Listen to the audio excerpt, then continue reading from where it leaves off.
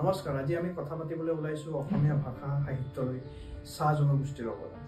অসমীয়া ভাষা সাহিত্যলৈ চাহ জনগোষ্ঠীৰ অৱদান অপৰিসীম।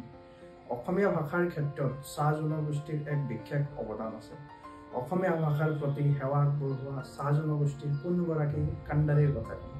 ৰঘুৱা তাঁতীৰ কথা হয়তো বহুতে শুনাই নাই। 1960 চনৰ ভাষা আন্দোলনৰ সময়ত অসমীয়া ভাষা যেতিয়া সংকটত আছিল, অসমীয়া ভাষাৰ পৰিৱৰ্তে অসমৰ প্ৰতিষ্ঠানসমূহত বঙালী ভাষা ব্যৱহাৰ কৰা হৈছিল। সেই সময়ত ডিব্ৰুগড় জিলাৰ নাহৰকটীয়া চাহ বাগিচাৰ শ্ৰমিক নেতা ৰঘুৱা তাঁতী বৃহত্তৰ চাহ জনগোষ্ঠীৰ হৈ নেতৃত্ব দি কৈছিল অসমৰ চৰকাৰী ভাষা অসমীয়া হ'ব লাগে বুলি। তাঁতী ডাঙৰীয়াই চাইকেলেৰে বাগিচা গৈ শ্ৰমিকৰ স্বাক্ষৰ সংগ্ৰহ কৰি তেতিয়াৰ মুখ্যমন্ত্ৰী বিমলা প্ৰসাদ চলিহাৰ হাতত জমা দিছিল আৰু অসমৰ চৰকাৰী ভাষা অসমীয়া হ'ব লাগে বুলি ব্যক্ত কৰিছিল। দুখৰ বিষয়ে এই যে আজি ৰঘুৱা তাঁতী পাহৰণিৰ গল্প। 1960 চনৰ মিৰ্জা অধিৱেশনত তাঁতী ডাঙৰীয়াই নাহৰকটীয়া শাখাৰ সভাপতি হিচাপে প্ৰতিনিধিত্ব কৰিছিল আৰু ৰঘুৱা তাঁতীয়ে চাহ জনগোষ্ঠীৰ পৰা প্ৰতিনিধিত্ব কৰা অসম সাহিত্য সভাৰ প্ৰথমগৰাকী প্ৰতিনিধি আছিল।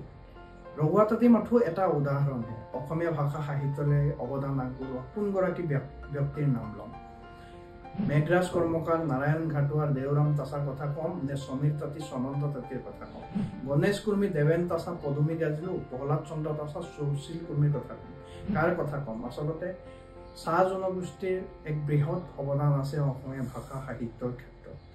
অসমৰ বাগিচা অঞ্চলত থকা বিদ্যালয়সমূহত অসমীয়া মাধ্যমত পাঠ্যক্ৰম প্ৰদান কৰা হয় আৰু এই বিদ্যালয়সমূহৰ 90% চাহ জনগোষ্ঠীৰ শিক্ষাৰ্থীয়ে অধ্যয়ন কৰে।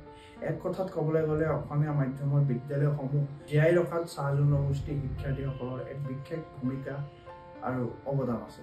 কেইবছৰমান পূৰ্বে অসমৰ চাহ বাগিচাত স্থাপন হোৱা 119খন আদৰ্শ বিদ্যালয় মাধ্যম অসমীয়া হ'ব লাগে বুলি চাহ জনগোষ্ঠীয় দল সংগঠনে চৰকাৰক দাবী জনাইছিল আৰু সেই মৰ্মে এতিয়া বাগিচা অঞ্চলত বিদ্যালয় স্থাপন হৈছে আৰু বিদ্যালয় স্থাপনৰ লগতে তাৰ মাধ্যম হৈছে অসমীয়া, অৰ্থাৎ চাহ জনগোষ্ঠীয় শিক্ষাৰ্থীসকলেও বৰ্তমান তাত অসমীয়া মাধ্যমত অধ্যয়ন কৰি আছে।